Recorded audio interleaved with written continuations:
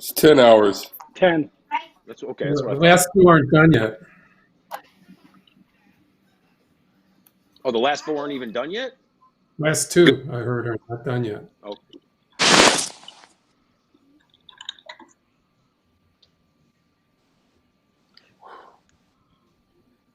Are you good, Kevin? Looks good. Yeah, I'm so Nuri. Can you hear me? Yep, got you now. Okay, guys. So we're going to go. Cole's going to set up everybody, introduce the intros. Then he's going to read a Kershaw story, and then read a quote board about Rizzo. And then he's going to come to you first, JD. We're going to talk a little bit about some of the players, their thoughts on possibly just opting out of the whole season. So you heard the quote from Kershaw, and then what Rizzo said about Bryant.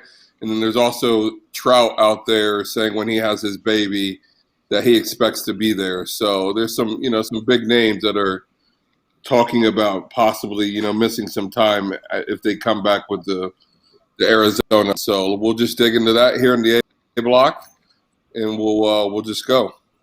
I'll lead you guys. Okay. All right, you ready, Cole? Yep. Okay. Here we go, everybody.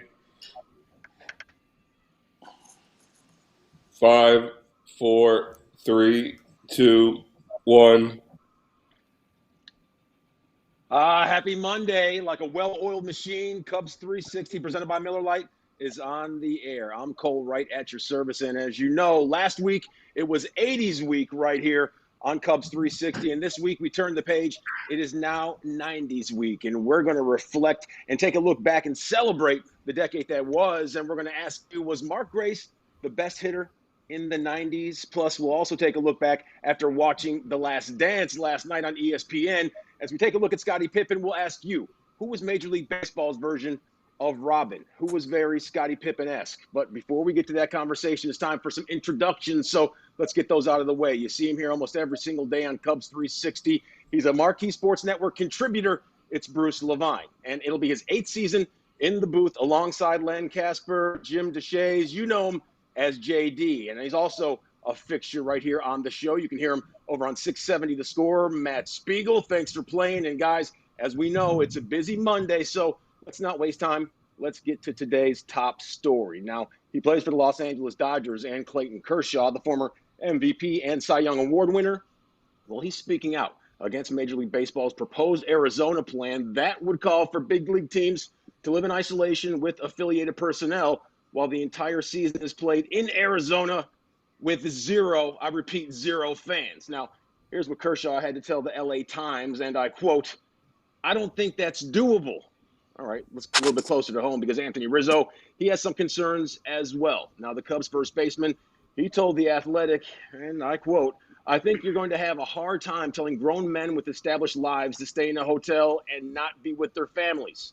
You're going to tell Chris Bryant that he's not going to see his baby for 4.5 months? No, guys, as we know, Chris Bryant, he's a new dad. Mike Trout, he's expecting a little one a little bit later this summer. So what happens if big name guys, say it's Chris Bryant or Clayton Kershaw or Mike Trout, if they decide to stay away from the season and not play because they don't want to be separated from their families, JD? Yeah, I don't know that the status of the player matters all that much. Clearly, those are the guys that people want to hear from. So you're going to hear from Trout and Rizzo and some of the bigger name guys in the game. But I think the plan of Arizona with no families is likely dead in the water. I still think there's a chance they can make it happen where players are able to bring their families with them and quarantine together, in hotels. I think that's something players would be willing to look at. To make this happen, there's going to have to be sacrifices made on every front, from the clubs, the players, all the support personnel. And I think that's one as a player that I would be willing to buy into. That I could go live in a hotel for 4 months as long as I can have my family with me. Without the families, I think there's zero chance that this plan ever works. Well, keep in mind that this is just a conversation, and according to people I talk to, this is not the primary model that they're talking about. It's only one of many models that they've talked about. That's the one that's gotten out. It's pretty much media driven. and there is no plan in place. So it's not realistic to have a baby and a mother, an infant sitting in a hotel room all day long waiting for the baseball player father to come home either. So there's a lot of holes in this. We're all hopeful that baseball is played, but it's more likely that this is not going to be the plan, and that we're going to have to look at baseball maybe later in the summer, and maybe not at all. Those are the realities that we're dealing with right now. Yeah, baseball can't really control this message because they don't want to acknowledge that this plan is even out there being discussed. So when guys do react to it, like Bruce says, it's a lot of negatives. The idea of 4.5 months needs to be stricken from people's minds, because there's no way that you'll ask somebody to do that, but maybe it's a shorter time. Either way, I'm imagining what it's going to be like. All right, we need the guys who don't like their families. Let's see. This player has no child. Let's bring him up. I heard this guy doesn't like his wife. Maybe he'd be willing to do it for a month and a half. I mean, it's untenable this way, because you're not going to find people willing to do what we're going to ask these guys to do. So, Bruce, you think the best plan of attack would be getting things started later rather than sooner, as you don't want to have too many people down there. You don't want to have too many outside factors that play a part in the decision. Again, how much do we sacrifice just to have any type of baseball? Do we sacrifice people's way of lives? Do we sacrifice the idea that fans are in the stands? I mean, we all want entertainment. We all want our sports, but let's look at what's going to be realistic. Let's look at what's going to be healthy for everybody. Let's let the medical people decide when it's time. Again, baseball's doing its due diligence. There's no question about it. There are models out there. But to tell people to separate from their families, to be soldiers of fortune for 4 months and just go do their job to entertain the people, that's not where it's at. Yeah, and as I mentioned before, I think a more likely scenario, again, I would put low odds on it. I think a more likely scenario is something where the players are able to bring their families with them. There would be some hardship cases, people having babies that maybe can't go right away. There might be a workaround around that. It's all about what the public health officials ultimately decide is safe and doable. But just from a player's standpoint, if I were in this position and somebody was to present it to me, you can bring your family. We're going to put you up in a, these are big leaguers. They're going to be staying in a nice hotel. We're going to put you up in the Phoenician for 4 months with your family, and we're going to make accommodations so that your life is very comfortable. I think you're going to get a buy-in from a lot of players. So, whether that plays out remains to be seen. But I think there is a scenario where I, as a player, would be willing to kind of buy in. Matt, we heard JD and Bruce talk about maybe some specific guidelines, or maybe some special ramifications for those who have newborns, or whatever the case may be. We heard what Anthony Rizzo had to say. Are you going to be able to tell Chris Bryant that he's not going to be able to see his 4.5-month-old? I mean, that seems completely. I think it is, Cole. And I think this idea of 100 games or maybe even 80 games, 3 months, 4 months, stuff going to fade away as we get further into the summer. I like what Tom Verducci brought up over at Sports Illustrated on the 9th of April, when he brought up a 43-game plan that would be 80 days total from opening day until the final day of the World Series, including an expanded playoffs. I think if we're going to get anything, that's going to be more likely, that kind of model. And I'm certainly open to that number of games. I think some players and managers and organizations will have to wrap their mind around it. But that, to me, seems a bit more realistic. Yeah, a season less than 50 games. Tom Verducci always at the forefront when it comes to Major League Baseball. Now, there's still more to come right here on Cubs 360, presented by Miller Lite. Will Derek Jeter have his day in Cooperstown? Not with the possible postponement of the ceremonies ahead. We'll tell you how the Hall of Fame should move forward with 2020's festivities. That and more next, right here on Cubs 360, presented by Miller Lite.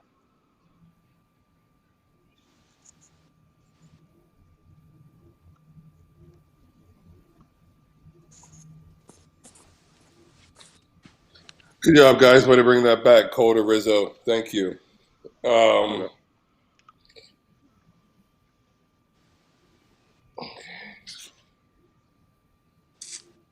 here, guys, we're going to have our chat about the Hall of Fame. Cole will just set you guys up, and then we'll just hear from everybody. We'll have about 4 minutes to chat about this. So, Cole, let's go to Bruce first, okay? We'll go Bruce, Matt, and then JD.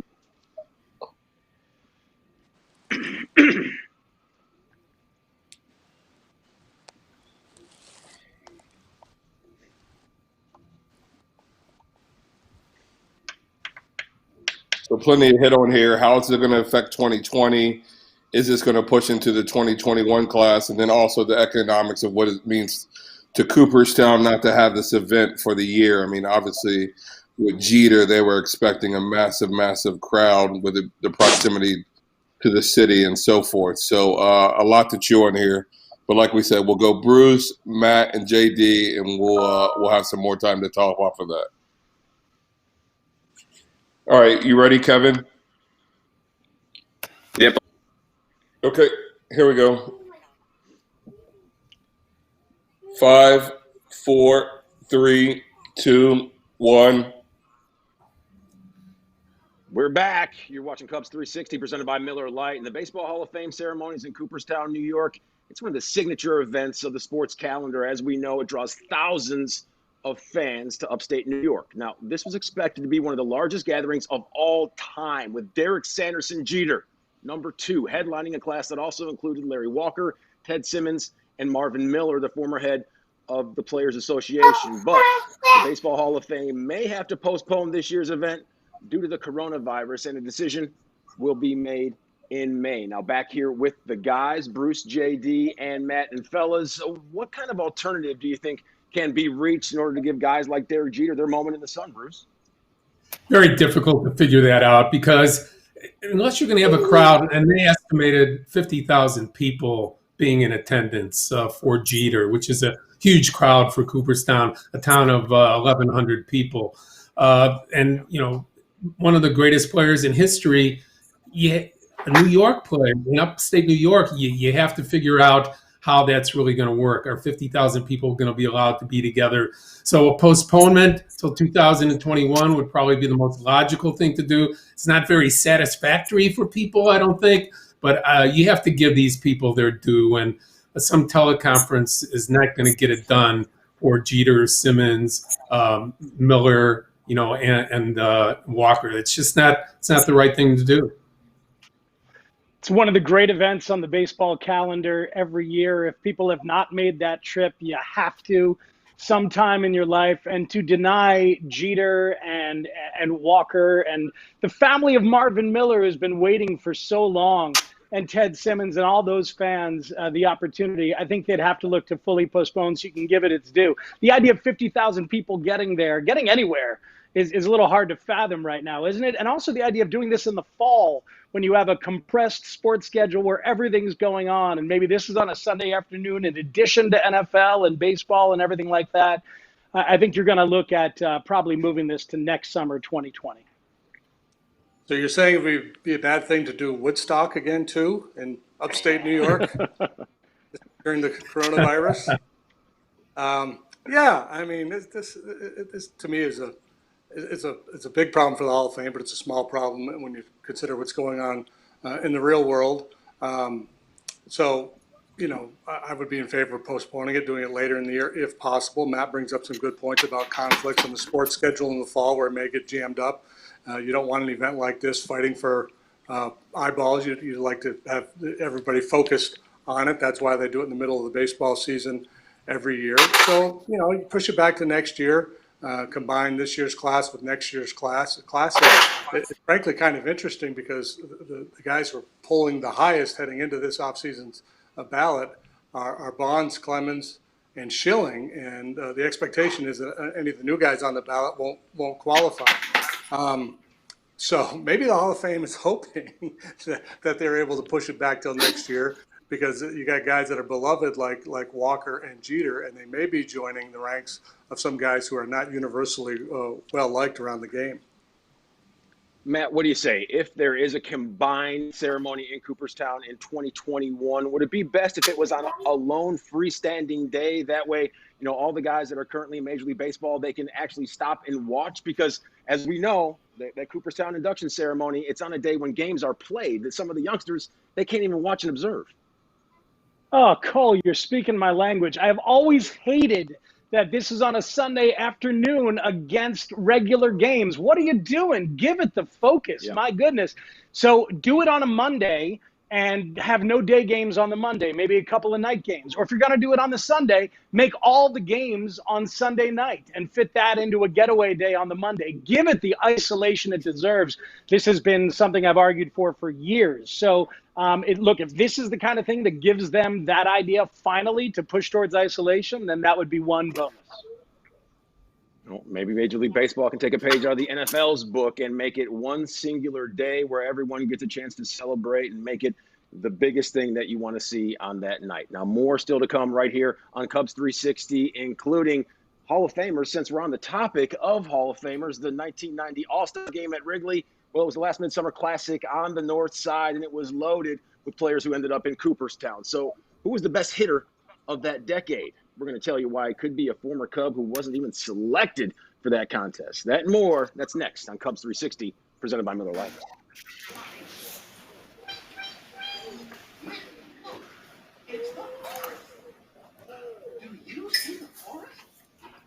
Good job, guys. Let's go.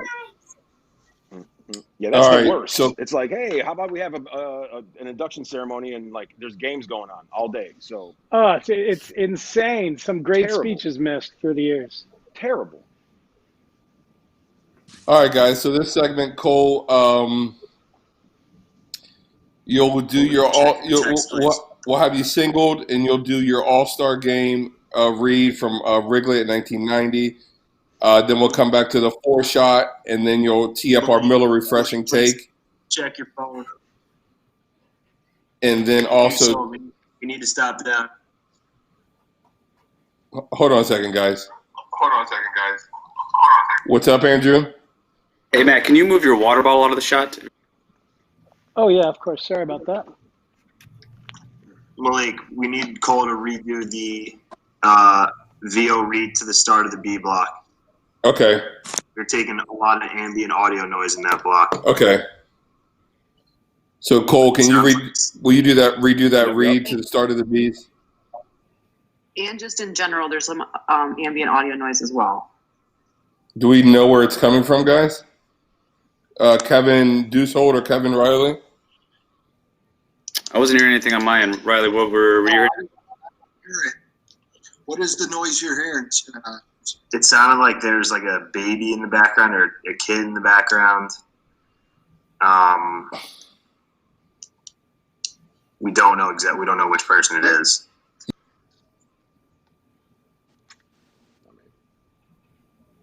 It's not me. I heard that baby at the end of Cole's VO. I know what you're talking about, but I don't know where he was. It's not me. I ain't got no baby. Here. Brucey, Yeah. you hanging on to a baby? What? I'm hanging on to my baby as long as I can, buddy. Haven't seen my baby in Hanging 6 on months. to my baby. You know I got the blues.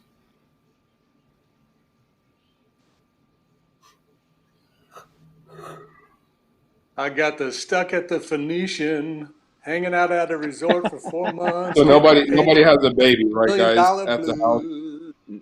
No, No. I heard that too. Okay. It wasn't on my end. I heard that, yeah. Full speed I right just now. tried to just see Yeah. my head. I'm not sure where it's coming from. Okay, but cool. Thank you.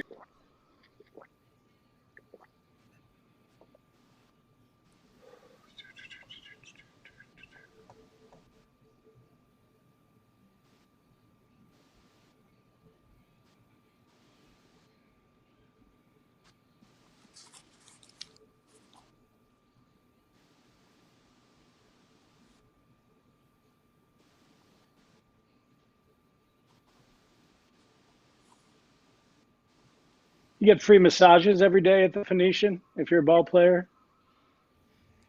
Probably work that into the You get free contract. massages every day in general if you're a ball player. Like we got free Okay, Cole, can massages you like do twice that a read, week. please? Hey, guys, Okay. just real quick, if everyone can just let Cole do a read here. I'm going to count him in. He's going to do a read, and then we can start on the C block after that. Here we go. That's 5, the Hall of Fame. 4. The Hall of Fame read, correct? The Hall of Fame read, correct? Correct. Yep, coming into the B block. Correct. Yep. Here we go. 5, 4, 3, 2, 1. Hey, we're back here on Cubs 360, presented by Miller Lite. Now, the Baseball Hall of Fame ceremonies in Cooperstown, New York, it's one of the signature events in the sports calendar, as thousands are drawn to upstate New York. Now, this was expected to be one of the largest gatherings of all time, with Derek Jeter, #2, headlining a class that also included Larry Walker, Ted Simmons, and Marvin Miller, the former head of the Players Association. But the Baseball Hall of Fame may have to postpone this year's event due to the coronavirus, a decision that will be made in May.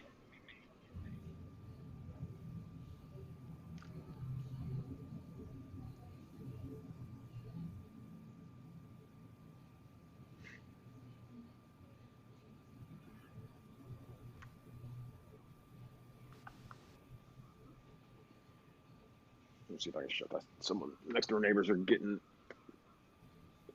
weed whacked.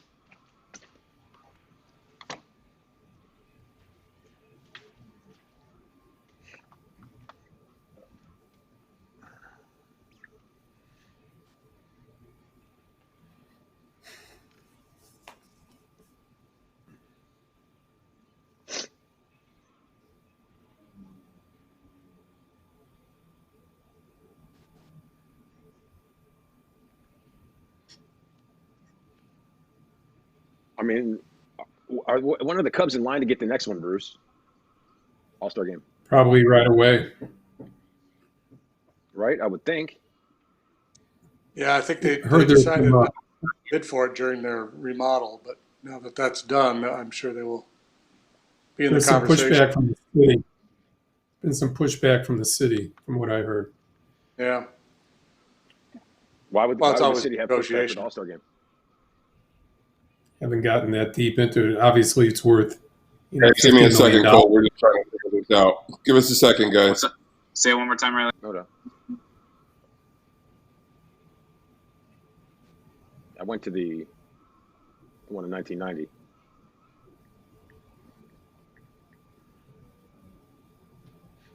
Yeah. Sat next to the stealth bomber pilots that did the flyover. How old were you? Like 7? 7. Oh, I was 12. How about Me Jack too. Armstrong, starting pitcher? Right? Didn't Jack yeah. Armstrong start the game? Was Jack Armstrong the starting pitcher? I think so. Yeah. Yeah. Reds. And it rained for a long time, too. Did you stay for the rain? It did rain. We stayed the whole game. We were there like super early. Yeah, I remember had in to, too. the home run derby the day before, Canseco put one through a window. This game was pretty boring. I remember sitting on the front porch the day before, like that evening, and my dad asked me, he's like, "Hey, you want to go All-Star game tomorrow?" And I was like, "Man, you got tickets to the All-Star game?" He's like, "I didn't ask you that. I asked if you wanted to go to the game." And so we went. We were at Wrigley, I swear, at like 9 o'clock in the morning, just walking around, and all the garage doors were closed at the entrances. And I remember seeing Renee Latchman walk in like right across from like from the fire station, and like looking at his World Series ring, and it was unbelievable. But my dad waited for them to pull the garage doors up, and then he found like a 16-year-old girl, and he gave her a $100 bill, and we just walked through. So we were dodging seats all day. Fun memory. That's great. It's the greatest. Like, and my dad's always like, "Hey, don't tell people about that." And I'm like, "Dad, how can I not?"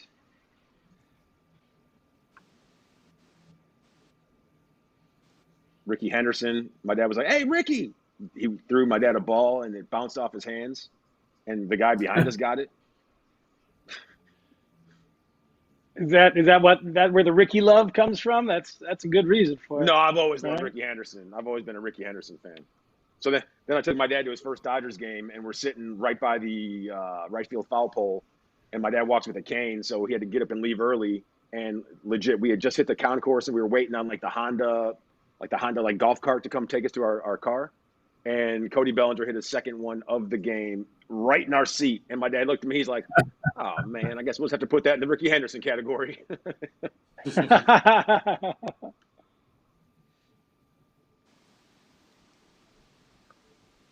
That was funny because the guy that was sitting next to us, a grown man with a glove, he's the one who caught the Bellinger home run. Did you know who Renee Lachman was at age 12? That's I don't that's remember. impressive. Absolutely. He was the All third right, base man. We're coach just going for Oakland A's. we're doing some testing here, audio Yeah, wise. Kevin Dusold, like, the Phoenix thing that what do you think, Kevin? Say it one more time. It's definitely in VMix that they have the issue right now. Whatever you click. it sounds like vMix is taking in your audio somehow, Kevin Dusold. I think that's what it is, and it's taking it into the program feed. But all the Kevin, episodes do are you still have an recorded input separately. that represents you? The what? Do you have an input that represents you? You only have 4 inputs right now, right? Yes. Five including Malik. 5 Audio. including Malik. Okay, thank you. And me. How is my audio coming through? Let's make sure. Come on.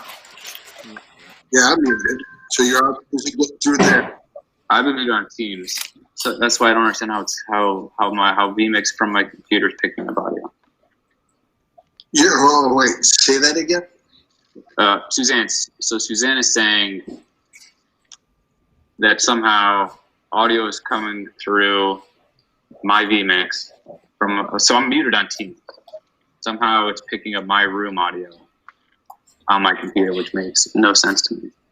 And Suzanne, are you still hearing Kevin on?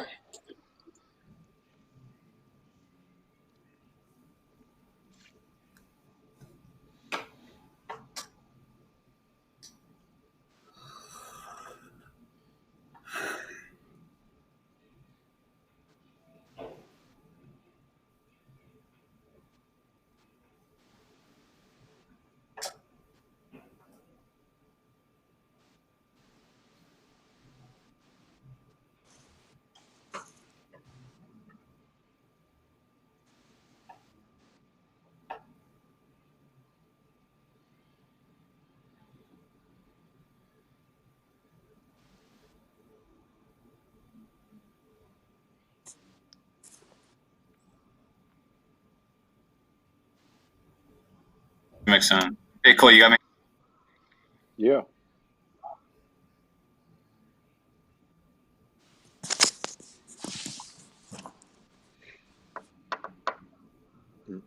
Yeah, VMix, right?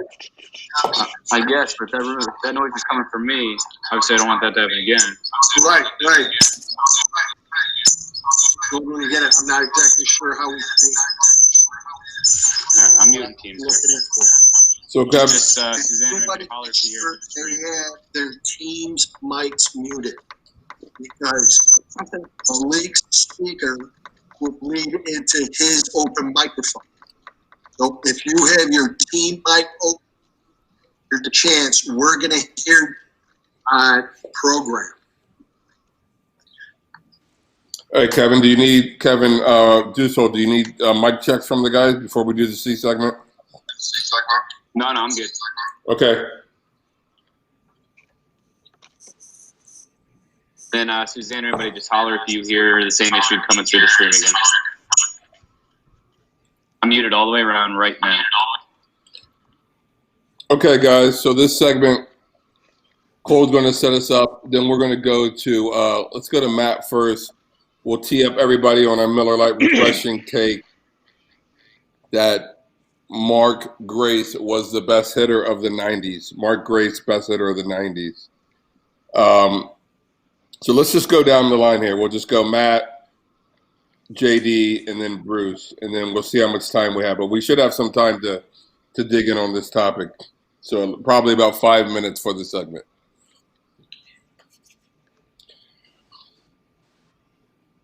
All right, Cole, you good with the traffic? Yes, sir. Okay.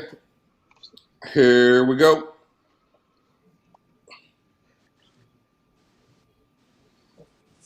5, 4, 3, 2, 1. Back here at your service on Cubs 360, presented by Miller Lite. I'm Cole Wright, and 90s week, it starts tonight, and it starts at 7 p.m. sharp, and we get things rolling with that 1990 Midsummer Classic, the All-Star Game. And oh, by the way, it was the last time the event took place at Wrigley Field. And oh, what a collection of talent it was, because Hall of Famers Ryan Sandberg and Andre Dawson, they started for the senior circuit, the National League. Now, Sandberg and Dawson, they were among 13 players who made their way into Cooperstown. They were among 11 position players who are now enshrined in the Hall of Fame. Now, Sean Dunston, he was an NL reserve, and Don Zimmer, he was on the coaching staff. So let's welcome back the guys. It's Bruce, JD, and Matt alongside myself. Now, Mark Grace, not an all-star in 1990. However, he would go on to make appearances in 3 different all-star games. Now, when it comes to the 90s, Mark Grace, he had more hits, he had more doubles than any other player, which gets us to our Miller Lite refreshing take of the day. And I want to start with you, Matt, because the question we have is, Mark Grace was the best hitter of the 1990s. What say you? Well, there's something wonderfully charming about that idea because of the style of Mark Grace, because of the purity of the kind of hitter he was. And obviously the total number of hits for the decade is impressive. But in terms of a pure hitter, I'd probably go Tony Gwynn, who hit 344 for the decade, which is absolutely outrageous. But the 90s were all about power, man. You know, whether it was clean or not is an entire other conversation. So how do you not go with Barry Bonds, Barry Lamar Bonds, as you would say, Cole, for the 1990s, or somebody like that? Because I need a more complete kind of hitter with OPS and home run numbers if I'm going to look at the very best of the decade. For sure. Gracie was a marvelous player, a very good hitter. I carried around a bruise on my lower back for about a week and a half. I can attest to his ability to hang in there against left-handed pitching. But yeah, there's a long list of really good complete hitters in that decade. And I'm with Matt. I start with Barry Bonds, Griffey Jr., Manny Ramirez, Mike Piazza, Bagwell, Frank Thomas. There's a long list before you get to Gracie. Not to diminish what he did, he was a great hitter, but not the best of the decade. Yeah, obviously Ken Griffey Jr., that was his decade. Okay, he had 6 40-plus home run seasons in that decade. He had 2 back-to-back 56 home run seasons in that decade. He averaged over 115 RBI. Frank Thomas, 1,100 OPS during the 90s. Mark was an underrated player, and he deserves his due, but not in the category of those guys. Tony Gwynn, obviously the best hitter for average, in his era. But again, Mark deserves a lot of credit, but certainly not the hitter of the 90s. JD, what about some other guys who were Cubs once upon a time? How about a player like a Rafael Palmeiro or maybe a Nomar Garciaparra? Yeah, for sure. Both guys had great credentials, put up great numbers in that decade. I was active for a decent chunk of the 90s, the first half of the 90s. To circle back to Gracie, he was one of those guys that, as a left-handed pitcher, you felt like you had no real advantage against. He hung in there so well. Gwynn obviously was kind of the master of that. Keith Hernandez, Mattingly, Boggs, they were all in that kind of that same category. George Brett to a certain extent. A talented group of hitters, and not an easy life for a pitcher, especially once the steroid era kicked in. But that's another show altogether. Yeah. The thing about that era, though, is we've decided on a couple of guys who we believe to be clean, right? And one of them is Griffey Jr., as Bruce mentioned. And he's in some ways underrated as a hitter because he was such a good fielder and base runner and all-around guy. I mean, he led he was top 10 in slugging 9 times, top 10 in OPS 8 times, runs 7 times, batting average 4 times. So Griffey, and then the one other guy we haven't mentioned is Frank Thomas with an OPS over 1.000 for the decade, a 440 on-base percentage for the decade for Frank Thomas, who I think we all believe did it clean. Yeah, I did mention Frank Thomas, but it probably didn't come through on yours, Matt. He was something special, as you said, the 1,100 OPS, and the fact that he was a guy that combined power and average every single year during the 90s. That was his decade as well. So, I mean, you have a lot of wonderful hitters. JD is right, though. You start combining the steroids part of it. That starts creeping in the 90s. you have a problem there identifying who did it real and who didn't. Obviously, Rafael Palmeiro caught doing steroids, had a terrific year, terrific decade. But again, the best pure hitters, I'm going with Griffey. I'm going with Frank Thomas during that decade. All right. Well, 394, that was the last time anyone even came close to flirting with Ted Williams, and 400, and that was Tony Gwynn, and what a special season that was. Now, still more to come right here on Cubs 360, including if Michael Jordan was Batman, Scottie Pippen, well, he was Robin without a doubt. So after digesting the first 2 hours of the Last Dance documentary, we'll ask you, who is Major League Baseball's version of the tandem? More Cubs 360 presented by Miller Lite. That's next, right after this. Don't move.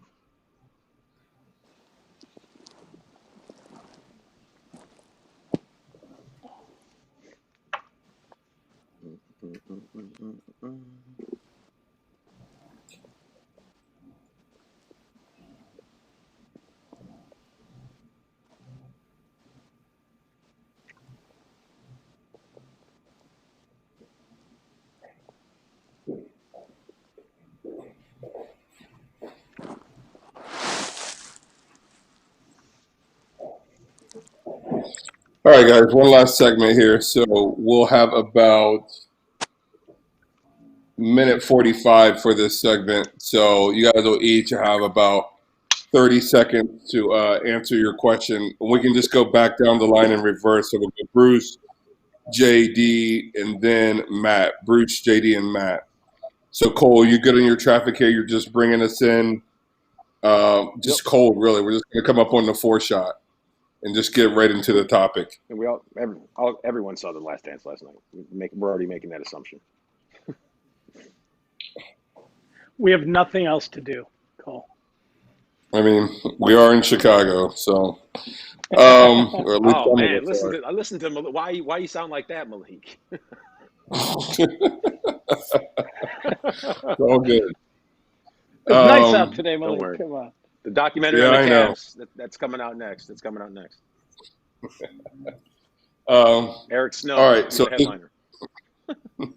just right down the line. So Bruce, JD, Matt, like I said, you guys each have about 30 seconds. So Kevin, we'll just stay on the 4-shot here. I'll just count him in and he'll go. Copy that. Thank you. Okay, guys, here we go. Last block, good energy here. 5, 4, 3, 2, 1.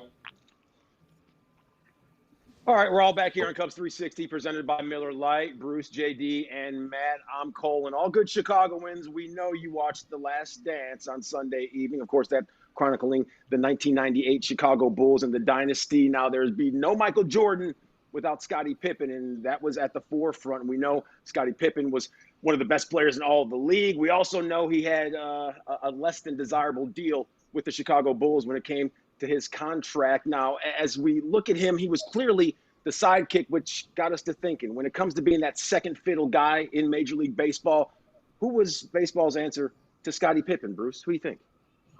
Well, most recently, go back to Seattle, and it's A-Rod and Griffey. I don't know which one is going to be Batman because, they were so great together. You go back into the history of the game, and it's Gehrig and it's Ruth.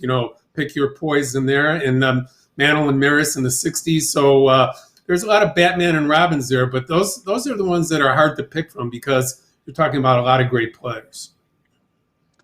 Yeah, a lot of the best tandems in baseball are Batman and Batman. I had an opportunity for years to watch Biggio and Bagwell do their thing down in Houston, and you're kind of defining the terms here. You want guys that played together a long time, guys that did a lot of damage, possibly won a championship or at least came close. Those guys would qualify.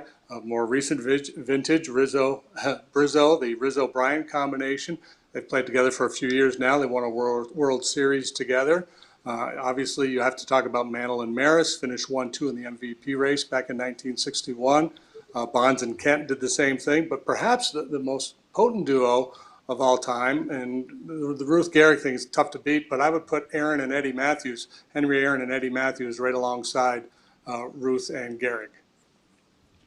See, there you go, JD. I think the undefined parameter is everybody, including both participants, have to acknowledge that one guy was Batman. Gehrig would tell you that Ruth was Batman. But in 1927, he hit 47 homers when Ruth hit 60. Nobody else in the American League hit more than 20. So maybe that's one. But you hit on Eddie Matthews. That's my guy. 14 years with Hank Aaron. But nobody ever said he was the better player. Nobody ever said Pippen was the better player. But Eddie Matthews, 512 career home runs, one of the more underrated careers in the history of MLB. Yount and Willie Molitor. Mays, Willie McCovey. Hey, Nobody? Mays No McCovey takers there. for sure. Absolutely. Okay. How about How about Koufax? Drysdale and Three Koufax? Batmans up there in Seattle there, Bruce. It was Griffey, A-Rod, and Edgar Martinez. But that Batman didn't play the field. Now we're all done here on Cubs 360. So for everybody at Marquee Sports Network and the gang, Bruce, JD, and Matt, I'm Cole Wright. We'll see you tomorrow. Enjoy your day.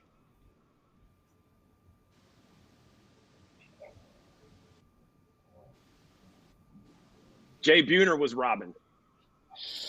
All right, guys, you're clear. Good stuff, you guys. How about Ventura?